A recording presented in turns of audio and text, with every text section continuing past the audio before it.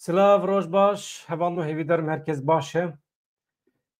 Çend nûçeyên ku min ji bo amadekirinê dixwazim ji we re pêşkêş bikim, hem ji Amerîkayê û hem jî ji Kurdistanê ji Rêzdar Abdullah Öcalan agahî heye ka ez hema ji we re hazir kim, her tişt temam ez dibêjim, deng jî tê. Eger hûn amade bin ez hema dest pê bikim hevando.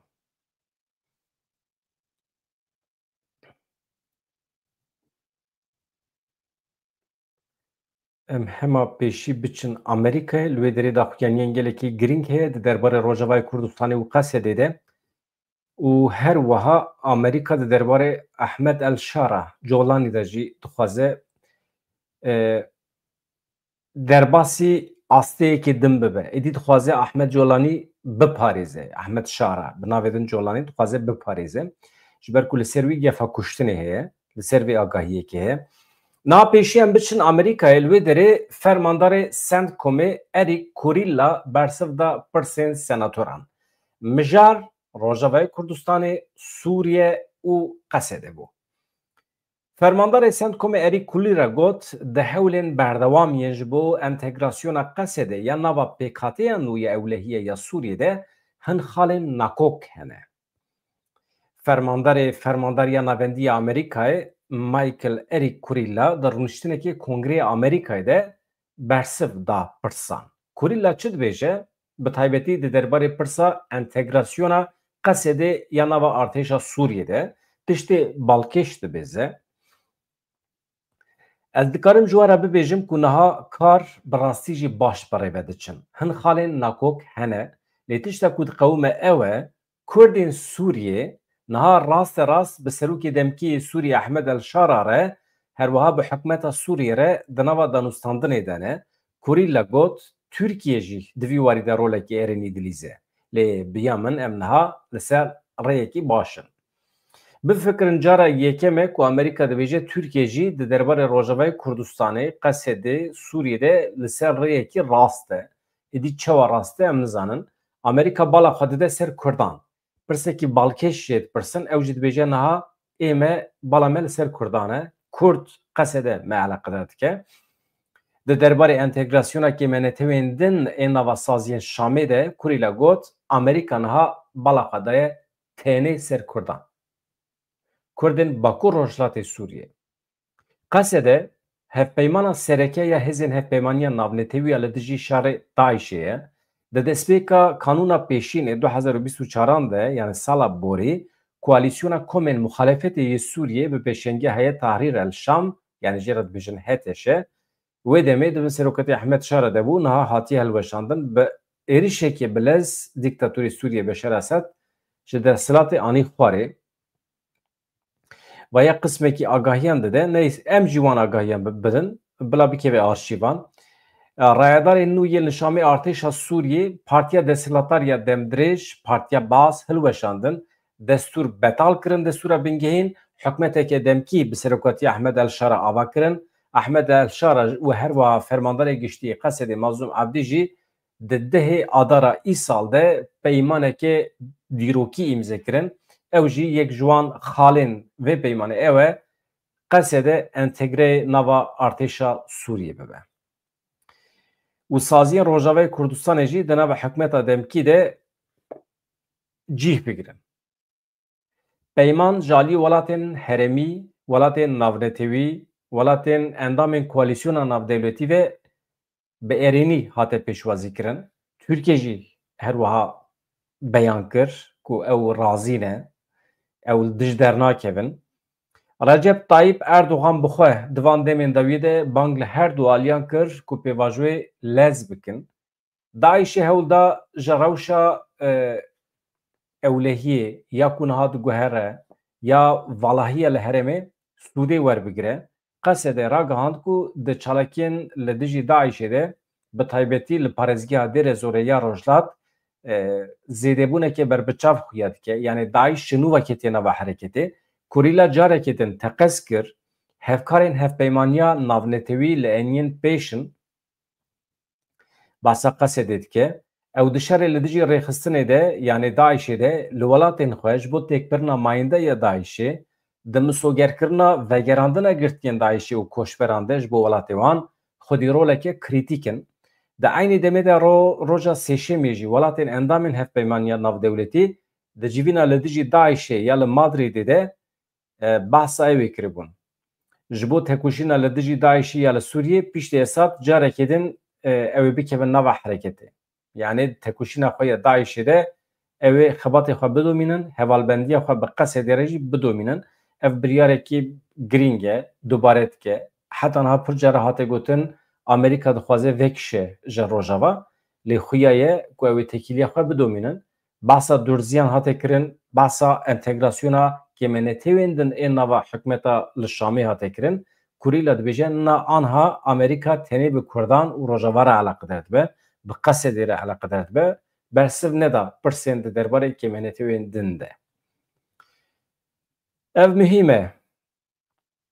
Wekî din çi dibêje Fermandarê Sendkomê her wiha amaje bi aloziyên di navbera Bexda û Hewlêrê de jî kir. Piştî ku Wezareta Darayî ya Iraqê di van demên de wî de bütçe naşîne ji Başûrê Kurdistanê re destan yê ser mûçeyên xelkê di derberê wî de jî hin agahî dide ka li ser pirsa ka çima Amerîka hîn jî piştgiriya darayî dide Iraqê çima alîkariya ji bo mûçeyên giştî alavên leşkerî yên Herêma Kurdistanê qut dike ew jî İran ji ber pirsgirêkan İran tewanbar kir. Dibêje Amerîka di dawiyê de yani ji bo çareserkirina nakokiyan ana hat xebit de di dawiyê de Kurd wê bigihêjin meaşên xwe alavê leşkerî ew ê karibin werbigirin yani rexne li Amerîkayê heye çima wisa bêdeng e çima nakeve nava hereketê çima meaşên karmendên Başûrê Kurdistanê Iraq çima naşîne û Amerîka çima piştgirîna de meselê ji bo çareseriyê dibêje em niha çavê me li ser wan e em wî jî dikarin çareser bikirin. Dibêje ez wisa difikirim ku Îran tevî hemû pêşketinên ku di van rojên dawiyê de di mehê dawiyê de hewl dide bandora xwe ya li nava Iraqê zêdetir bike. Em vê yekê naxwazin. Ez wisa difikirim ku Iraq welatekî serwer e naxwaze bibe dewleta peyrew ya Îranê yani dixwaze tekîliya xwe bi Îranê re qut bike. Niha li Iraqê hejmareke zêde ya milîsên bi ser Îranê ve heye çalakin wekî din çi dibêje bi Bexdayê re jî bang li Başûrê Kurdistanê dike pirsgirêkê xwe bi rêya diyalogê çareser bikin. Yani ez dibêjim qey ev meseleya ku Kurd li hev kom bibûn ka em çawa veqetin ji Bexdayê di derbarê wî de Amerîka hinekî xwe zelal dike. Amerîka naxwaze Kurd ji Bexdayê veqetin. Amerîka hevanno. Amerîka ji bo ku bikaribe kontrola xwe ya li ser Iraqê zêdetir bike pêdiviya wî bi Kurdan heye. Niha wekê nimûne eger Amerîka rê bide serxwebûna Kurdistanê li Başûrê Kurdistanê Kurdistaneke serbixwe ava bibe wê demê ev tê wê manê Amerîka Iraqê wenda dike. Iraq bi temamî dikeve bin kontrola cîhana Şiî yani İran. Amerîka dişûna vê de dixwaze bi rêya Kurdan parlamentoya Iraqê kontrol bike, bandora xwe ya li ser Iraqê daîmî bike. Ez bawer dikim aynî mantiq li Rojavayê Kurdistanê jî heye. Yani dişûna serxwebûnê de Amerîka dixwaze bi rêya Kurdan kontrola xwe ya li ser Şamê daîmî bike. Ew jî dikeve çarşoveya federasyonê. Ez bawer dikim di mesela federasyonê de hemî Kurd hemfikir in. Amerîka jî hemfikir e. Federasyon tê mena rêvebiriyên herêmî. Yani rêveberiya îro ya Xweser ya li Rojavayê Kurdistanê wekî xwe dimîne. Navê wî ne mihîm e. Rêveberiya Xweser dibe, federasyon dibe, herêmên demokratîk dibin ama di rastiyê de rewşa îro destkeftiyên Kurdan ê li Rojavayê Kurdistanê ya jî destkeftiyên milletên din çi dibe ew ê were parastin. Vê derê de herkes zelal e, herkes net e. Li Başûrê Kurdistanê jî li Rojava jî. Mesele anha bala xwe bidin ser Bakurê Kurdistanê. Tê bîra we ev doh pêr me bas kir. Di astiyê herî bilind de di navbera rêberên Kurdan de hevdîtin çê dibin. Min li ser X'ê jî min nûçeyek parve kir. Ez bawer dikim hêdî meywê xwe didin encam derdikeve. Wekê nimûne Rêzdar Abdullah Öcalan ji zîndana İmraliyê peyamek şandiye derve dixwaze rêber û serokên Kurdan bibîne bi wan re hevdîtin çêbike. Cîh mekan çawa ye rûbirû gelo ew ê hevdîtin çêbikin yan bi rêya telekonferansê bi vîdeo bi telefonê na vîdeo heye çima vîdeo nebe nabe ji ber vê yekî ez dibêjim qey rojên pêşme de li bendê bin li bendê bin ku encamê xweş wê derkevin yani civîn çê dibin daxwazekî hatiye kirin ew daxwaz ez dibêjim qey wê were cîh û hevdîtin wê çêbin îja di derbarê Hetêşê de jî nûçeyek heye ew jî kî dibêje Thomas Barak dibe em nas bikin niha ji Amerîkayê hema berpirsyarê yekem e ji Sûriyê berpirsyar e her wiha ji Tirkiye jî berpirsyar e yani konsolosya Amerîkayê li Tirkiyeyê her wiha ji Sûriyê jî berpirsyar e nûnerê serokê Amerîkayê karûbarên Sûriyê Thomas Barak ragihand ku Washington dilgiranê ku ji aliyê komên çekdariyên tundrew re hewla kuştina Ahmed Şara hatiye dayîn. Komên çekdariyên derdora Ahmed Şara gefa kuştinê lê xwarine çünkü tavîzan dide Kurdan tavîzan dide milletên derdorê. Çawa ku rojên destpêkê soz daye wan çeteyan wekî wan tev nagere ji ber wî ew di wê qenaetê dane ku Ahmed Şara ji rê derketiye. Her ku Ahmed Şara ber vê demokrasiyê ve diçe guh dide milletên li Sûriyê çekdarên derdora wî digihêjin wê encamê ku ev camê ji rê derketiye yani rêya wan ji îdeolojiya wan derketiye ji bo wî xayîn îlan dikin dixwazin bikujin. Thomas Barak di hevpeyvînekî xwe ya li gel malpera El Monitor de dibêje divê ji bo parastina Ahmed El Şara sîstemekî were danîn. Thomas Barak amaje bo wan gefan kir ku ji aliyê çekdarên biyanî yên ku berê di nava Heyê Tehrîr El Şam de bûn gef hatiye xwarin.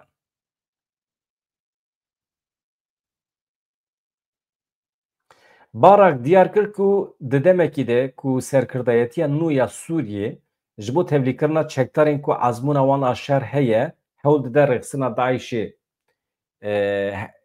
yani wan bikişîne nava refên xwe yani rêxistina Daişê dixwaze wan çekdarên derdora Hetêşê ku hinekî tundrewin Daîş dixwaze wana bikişîne nava xwe. Nûnerê serokê Amerîkayê karûbarên Sûriyê Thomas Barak dibêje wekî din çi qasî gihîştina alîkariya aborî ji bo Sûriyê dereng keve ew qas komên dabeşbûyê ên zêdetir ava dibin ev derfete ji bo têkbirina rewşê. Berjewendiyên me yekin dibêje Thomas Barak. Hûn zanin li ser navê Amerîkayê hefteya borî çûbû cem Ahmed El Şara pêra civiya bû nîqaş kiribû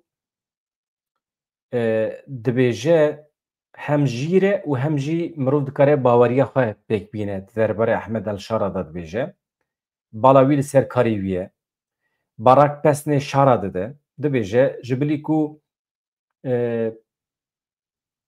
yani tenê di axaftinê de namîne kesekî ew qas aram hêdî ye di dema guftûgoyan de jî tu carî hest û niyeta xwe ya rastî li ser rêya xwe nîşan nade yani spor e çi qas pesnî wî dide ye balkêş e.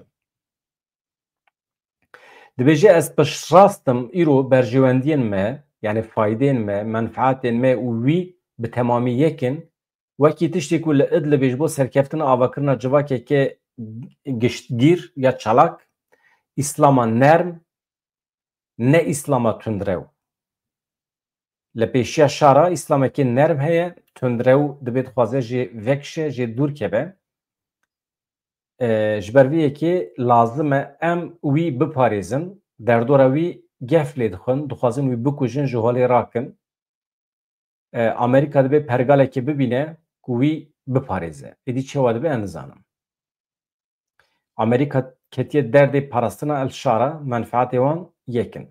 Hevan nû aniha ez dixwazim di derbarê peyama ku ji İmraliyê hatiye ka çiye têda çi heye çawa dixwaze serokên Kurdan bibîne ev daxuyanî ji aliyê berdevka Dem Partî Ayşegül Doğan ve hate kirin. Ez pêşî li peyamê we binêrim ka her tişt baş e, deng, meng, her tişt teknîk süper mala we ava. Gava din di derbarê civîna li netên wekbî de min bernameyekê taybet çêkir beriya 3 saetan hûn dikarin lê temaşe bikin ka dünya alem çawa çavê wan li ser Kurdan e li netên wekbî mijara Kurdistanê avakirina hikûmeta nû ya Kurdistanê di rojevê de bû gelek dewletan ji Çînê bigire heta Rusya, welatên Ewropayê, welatên Asyayê tev xwe îfade dikin di derbarê Kurdistanê de. Yani zanibin ku niha ji Filîstînê pir zêdetir behsa Kurdan tê kirin. Binêrin li Kongreya Amerîkayê serokê Sendkomê bersiv dide ji senatoran. Di derbarê Qesedê de Rojavayê Kurdistanê de. Ev tiştê gelekî mühîm in. Niha em binêrin ka li cîhana îmraliyê mesele çi ye, çawa pêş dikeve. Niha hûn zanin yek ji şertên esasî yê Partiya Karkerên Kurdistanê ew e ku Rêzdar Abdullah Öcalan karibe bi xwe pêvajoyê birêve bibe. Ji bo ku ev pêvajo bi pêş bikeve yan jî encamên Kongreya PKK bigihêjin serî pêk werin di jiyanê de dibe Abdullah Öcalan azad be bikaribe derdorekî berfireh re hevdîtinê pêk bîne karibe tevlî televîzyonan bibe bi nûnerên Kurdan re hevdîtinê pêk bîne ev tiştekî pir normal e dibe jî wê bibe jî çima nebe yek ji şertên vê pêvajoyê ye eger ev nebe PKK tucar li gorî biryarên Kongrê tev nagere. Şixwe ev biryara Abdullah Öcalan bixwe jî. Ew jî dibêje wextê ku piştî Kongrê şer bidome, êrişên li ser gerîla bidome dibe ew jî karibin 10 qatî wî bersiv bidine. Hilîn Ümîd jî yek ji nûnerên Partiya Karkerên Kurdistanê ew jî bi eynî awayî dibêje em fehm nakin dewleta Tirkiye çawa gihîştiye wê qenaetê ku mîlîtanên vê tevgerê dikarin teslîm bibin. Çünkü tevgera dewleta Tirkiye di vê çarçovê de ye. Bi balafiran tên belavokan ser ve belav dikin. Teslîm bibin. Dixwazin gerîla teslîm bikirin. Bêrûmet bikin. Dixwazin îmajekî wisa bidin civaka Tirkiye. Em tu jar vê yekî qebûl nakin, em red dikin. Em ê biryarên xwe yê Kongrê di ber çavara derbas bikin eger dewleta Tirkiye helbesta xwe wisa bidomîne. Dibêje Hilên Ümîd. û heqeten jî di vê çarçovê de ka em binêrin dewleta Tirk gavên çi wa davêje. Ew ê rê bide Öcalan ku bikaribe serokê Kurdan re hevdîtin pêk bîne. Belkî rê daye jî ka em binêrin mesele çi ye. Berdevka Dem Partî Ayşegül Doğanê got em di wê baweriyê de ne hevdîtina bi Rêzdar Mesûd Barzanî re Rêzdar Nêçîrvan Barzanî, Mazlûm Ebdî, Rêzdar Qubat û Bafil Talebanî re wê bi fayde be. Em her wiha dizanin ku ew dixwaze van hevdîtina pêk bîne, em dixwazin vê yekê jî bi rêya giştî re parve bikin, ev daxwaza Rêzdar Öcalan e. Ev kesî ku min navê wan rêz kirin, Abdullah Öcalan dixwaze bi wan re hevdîtinê çê bike. Ha, hevdîtineke rûbirû yan hevdîtinekê bi rêya vîdeoyê. Ez bawer dikim aniha di van şertan de eger merû mantiqî bifikire, hevdîtinekê bi rêya vîdeoyê mümkün e. Yani qasî wisa dibe ku ne tenê saetek du saeta bi saetan bajo, bi rojan bajo. Ew mümkün e. Belkî jî em nizanin van saetên ku niha em tê de ne belkî jî niha hevdîtin hene. Çünkü ev daxuyanî berê hatiye dayîn dibe ku aniha hevdîtin jî hebin. Em nizanin ama daxwazeke ciddî ya Abdullah Öcalan heye ku bi rêber û serokên Kurdan re bi rêya vîdeoyê yan jî rûbirû hevdîtinê pêk bîne. Pir hêsan e jî merû dikare bi helîkopterekî jî sar be biçe îmraliyê hevdîtin pêk bîne. Vana hemî dibin. Çünkü em pêvajoyekî pir girîng dane ji bo ku ev pêşkeve ev proje bigihêje serî yan jî gav bi gav pêşkeve yek ji şertên aliyan ew e ku Rêzdar Öcalan azadî karibe tevgere. Ha îcab nake merû ji raya giştî re eşkere bike çünkü hûn zanin raya giştî ya Tirkiye civaka Tirkiye nijadperest e netewperest e wisa fêr biye aniha zû zû qebûl nake ku Rêzdar Abdullah Öcalan mîna me derkeve derve hevdîtinan pêk bîne derkeve daxuyaniyan bide civaka Tirkiye ji ber ku ne amade îcab nake merû eşkere bike ku Öcalan azad e jî. Yani ez duê qenatê de me. Yani ji bo wî hinek sebir kin, sebir kin. Ez ê vê nivîsa xwe eksê ji we re bêjim, ana naybîra min çi gotiye. Tiştê xweş min nivîsîbûn, binêrin nivîsa min jî naybîra min. Endamên lijneya rêveberiya navendiya Dem Partiye îro li navenda Dem Partiye bi seroketiya her du hevserokan Tülay Hatîmoğulları Tuncer Bakiran li Enqereyê civiyan. Berdevka Dem Partiya Ayşegül Doğanê di derbarê civîna lijneyê de li navenda giştiya partiyê civînekî darxist tenê ji bo çapemeniyê. Dibêje di daxuyaniya xwe ya piştî civînê de balê dikişîne ser pêwîstiya avakirina komîsyonekê bi erkên taybet li Parlamentoya Tirkiye, yani erkên taybet çi ye? Wezîfeyekî taybet tenê ji bo vê pêvajiyê bigire. Komîsyonekî tenê ji bo vê pêvajiya re avakirin, ew jî ji kesên maqûl, kesên ku meselê dizanin ji wan pêk were. Doğanê bangê serokê Parlamentoyê Numan Kurtulmuş kir. Bikeve dewrê ji bo avakirina vê komîsyonê pêngavên şember pêşniyaz kirin. Doğanê got ev înîsyatîfe gelekî hêsan e, rihet e. Lê ji bo çareserkirina pirsgirêkekî gelekî giran, aloz, gelek can jê stendiye wê berpirsyariyekê dîrokî bigire ser xwe.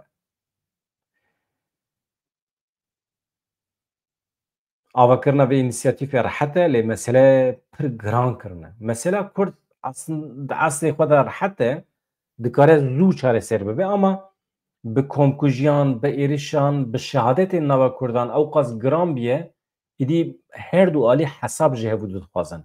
Kîn û nefret ketiye dewrê. Ji ber vê ye.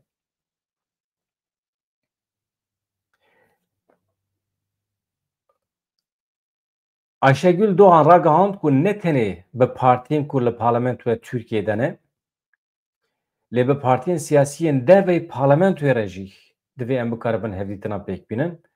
Li gel hevdîtinên bi AKP MHP re daxwazên partiyên muxalefetê yên temasa rast danûstandin û şefafî jî hene.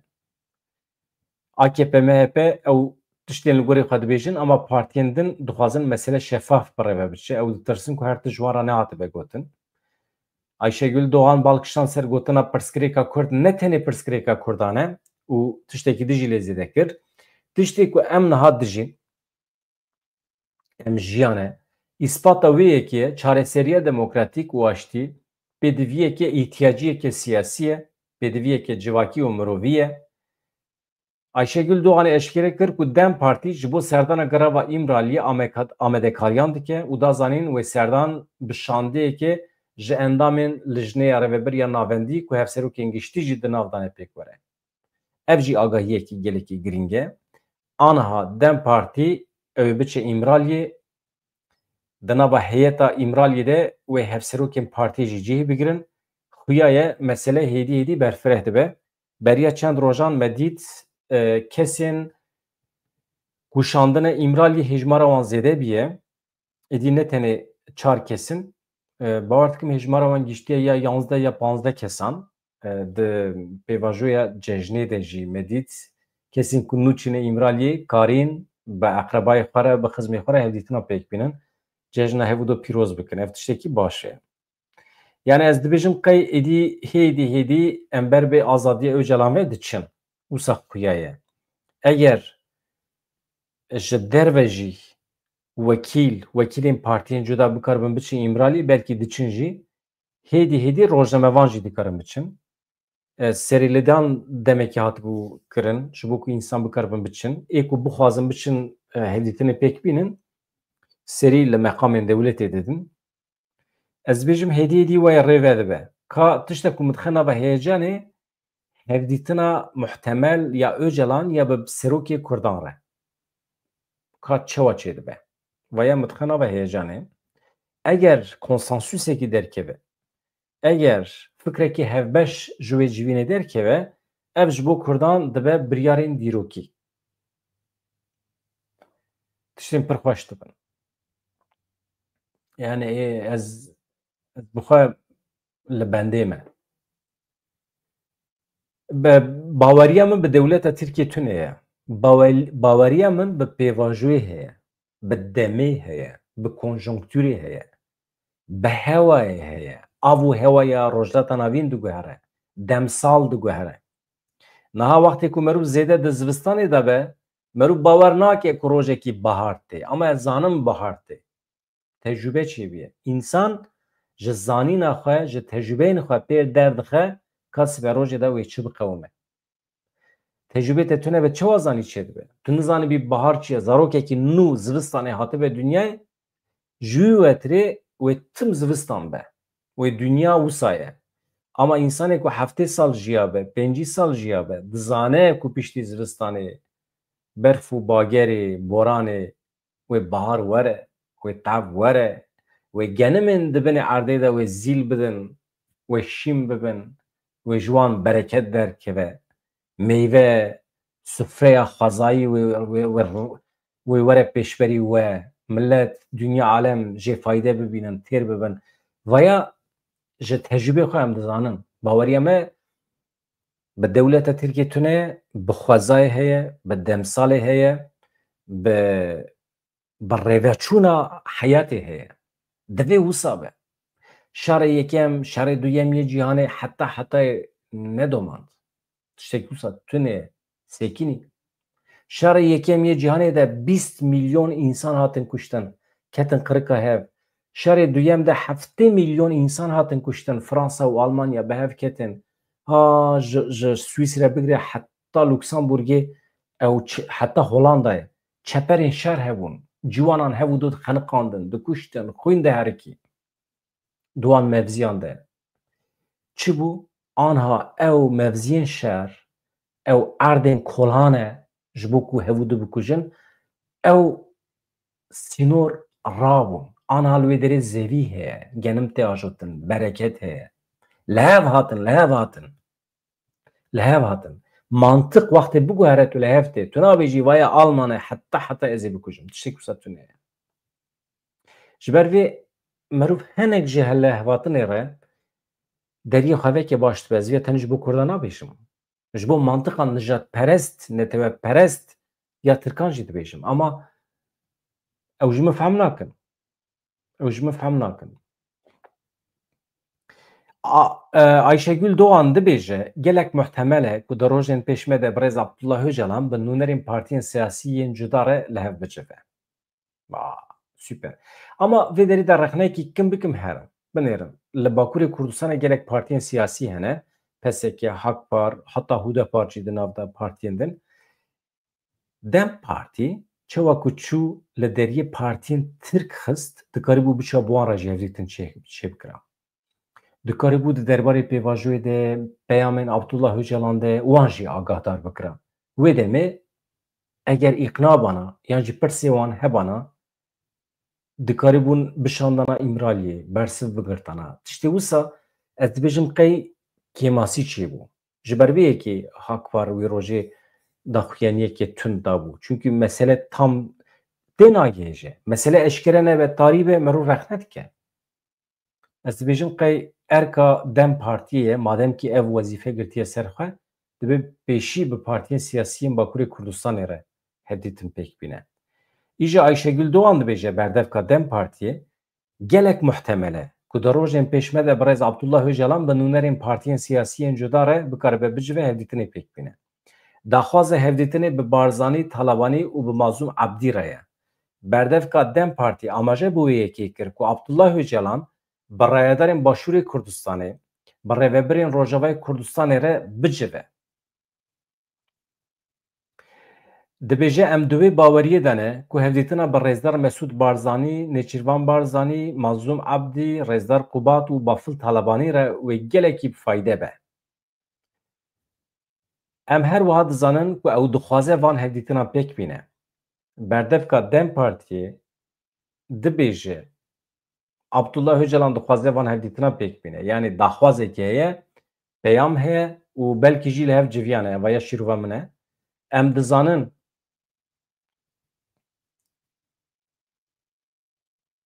erê dibe em dixwazin bawekê vekirî ji raya giştî re parve bikin ku ev daxwaz ji Rêzdar Öcalan hatiye. Hevdîtina wî bi lîderên partiyên siyasîyên cuda bi kesiyetiyên giring re gelekî hêja ye, ji bo pêvajoya pêşme jî mühim e, pêwîst e, şert e.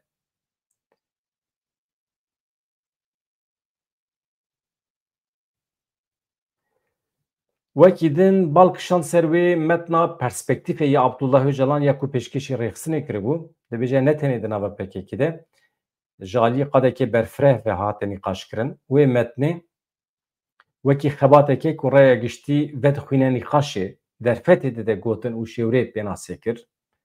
Yani dibêje ew nîqaşa ku di nava civakê de çêbûye baş e. Yani erînî neyînî feq nake. Yani tê nîqaşkirin.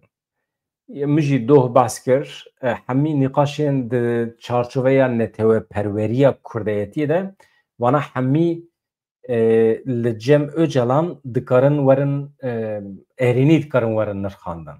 Ji bo wî dibe argümant dikare pêşkêşî dewleta Tirkiye bike. Dibêje di nava civaka min de civaka ku ez temsîl dikim fikrên wisa hene. Tu civakekî tenê bi xwedî eynî fikrîn ne. Ev derdorên ku van perspektîvan rexne dikin, peyamên ku ji îmiraliyetê rexne dikin, divê zanibin ku civak tenê ji fikrekî pêk nayê, divê mirov dewlemend be, ji alî fikir ve jî.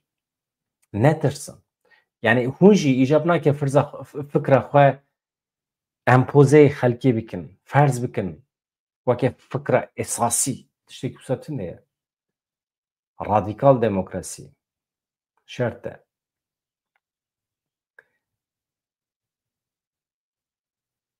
Wekî din raya giştî ya ku qada bandora wê gelekî berfireh e ava biye, raya giştî ava biye, bandora wê gelekî berfireh e, ji bo nîqaş bawekî saxlem bimeşe divê temasa rast were danîn. Sibê du sibe îmkanên Abdullah Öcalan çêbibe ku bikare bi xîtabê civakê bike. Wê demê wê bersiv bide we. Ez exlaqî etîk nabînim ku mirov însanekî rexne bike ku nikaribe bersiv bidete. Şert û mercê wî ne müsaitin bersiv bidete. Tu heqaret lê bikî, tu fikrî wî rexne bikî, tu piçûk bixî, ya îmkanê wî tune bersiv bidete. Tu nikarî wî rexne bikî. Belkî rexne heta derekî, tu dikarî binirxînî fikrî wî, ama tu nikarî heqaret lê bikî. İmkanê wî sibê çêbibe bersiv bidete de wê demê ez te bibînim. Ji ber vê hinekî hirmetkar bin ji rewşê re hevalna. Berdevka Dem Partiye diyar kir ku ji bo pêşveçûna pêvajoyê divê rîsk li ber çavan jî were girtin. Hûn dîrokê dinivîsînin, dibêje serdemeke nû didin destpêkirin, ji bo ku pêvajo geş bibe pêşkeve bi herî kesî re pêwîst e temasekî rast were danîn veya ji bo dewleta Tirkiye dibêje. Şertê esasî, Doğanê destîşar kir ku divê rê li ber pêvajoyeke çareseriyê ya pir partî û pirdengî were vekirin. Rast e. Vî aliyê de em hemfikirin. Hevan ez hinekî peyama we bixwînim. Mala we ava. Yani hûn çi dibêjin? Tiştê ku ez dibêjim têda xîlaf heye? Rêca min ji we ew e, dîsa we anî bîra min, bibin abone çiqa ji destê we tê. Gelekî mühîm e, dixwazim kanala me biçe ber destê her kesî. Were dîtin, ji ber vê mühîm e ku hûn parve bikin di nava xwe de, di nava civakê de, ku em bikare bibin dengê we. Fikrê we çi dibe bila bibe, em li hevû du parve bikin, bixin rojevê. Ez alîgirê pirfikrî me. Bila di nava civakê de pirfikrên cuda hebin. Xweş e mirov nîqaş bike, bê heqaret. Ez xatir ji we bixwazim, bi hêviya rojên xweş azad, saetên pêş me de nûçeyên lezgîn çêbibin, deqeyên dawî çêbibin, ez tim amade me li vê derê me. Carna nehê şevê weheyî dît ez derketim. Ana ez bihêlim, xatirê we dem baş, silav rêz.